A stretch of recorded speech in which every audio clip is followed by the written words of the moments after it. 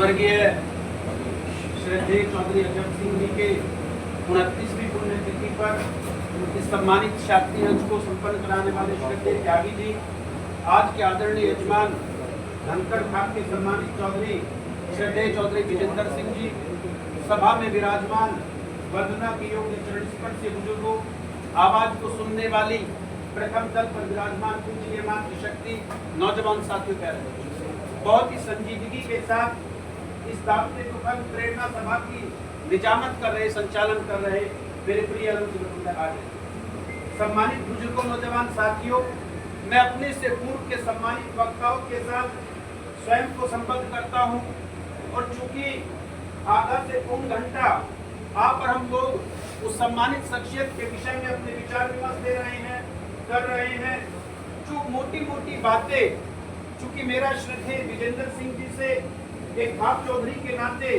एक रिश्तेदार के नाते बहुत पुराने समय से सानिध्य है, लेकिन चौधरी जीत सिंह जी के परिवार से, श्रद्धेय चौधरी अजब सिंह जी से मेरा डायरेक्ट कोई इत्तेफाक नहीं था।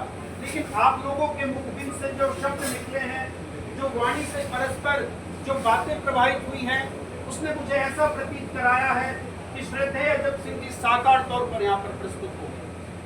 सम्मानित बुजुर्गों, उनके चले जाने के बाद आज उनकी 29वीं पुण्यतिथि पर मुझे 70 के दशक की एक मशहूर फिल्म और उस फिल्म का ये गाना याद आता है, जितनी चाबी भरी राम ने उतना चले खिलौना, रोते रोते हंसना सीखो, हंसते हंसते रोना।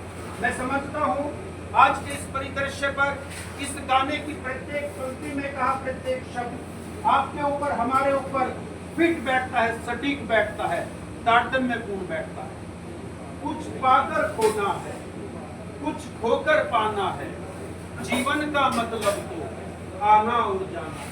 मुझे लगता है यह सृष्टि के रचयिता की एक ऐसी परंपरा है जिसे किसी भी तरीके से एकाग्र रखा गया है। एक समय के बाद एक उसने जितने जीवन, अपना यौवन, जो सुख दुख, जो धूप छाव सम्मानित अजब सिंह जी ने इस सम्मानित गांव के लिए, क्षेत्र के लिए जो भी उनसे बेस्ट पॉसिबिलिटी रही होगी, उसे उन्हें करने का प्रयास किया होगा।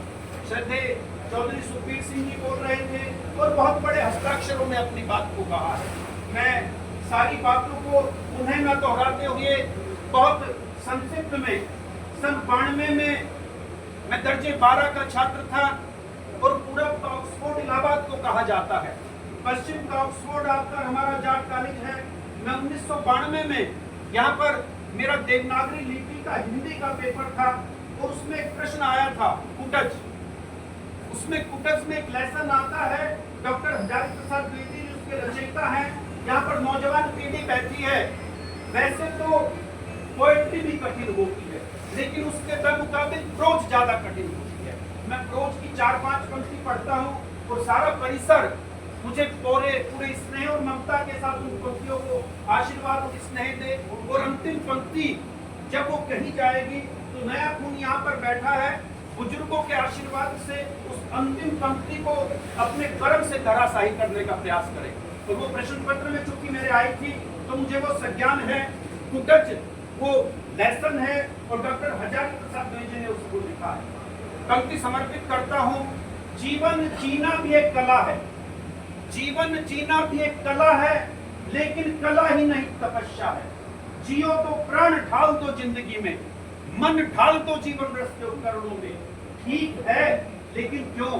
क्योंकि संसार में जहां कहीं है प्रेम मतलब के लिए, दुनिया में त्याग नहीं है, प्रेम नहीं है, परार्थ नहीं है, परमार्थ नहीं है, केवल स्वार्थ। मैं चाहूंगा कि अंतिम पंक्ति का सार अभिसार में मिलाकर, जैसे आप लोगों के चरणों की धूल को मैंने सुशोभित किया था, नौजवान खून अपने एकाट्य कर्म से उस अंतिम पंक्ति को धराशायी करने का प्रयास करें। और मैं इन्हीं शब्दों के साथ बाहैसियत विवेक चौधरी, आपके पश्चिम के भौगोलिक परिदृश्य में 5 बहुत छोटी सी झोपड़ी असारा रमाला के खलुगाना के प्रथम नागरिक की हैसियत से मैं इस सभा में मौजूद प्रत्येक शख्सियत को बहुत ही शालीनता, विनम्रता और आत्मीयता के साथ नमन करते हुए, प्रणाम करते हुए अपनी वाणी को विराम देता हूं। धन्यवाद।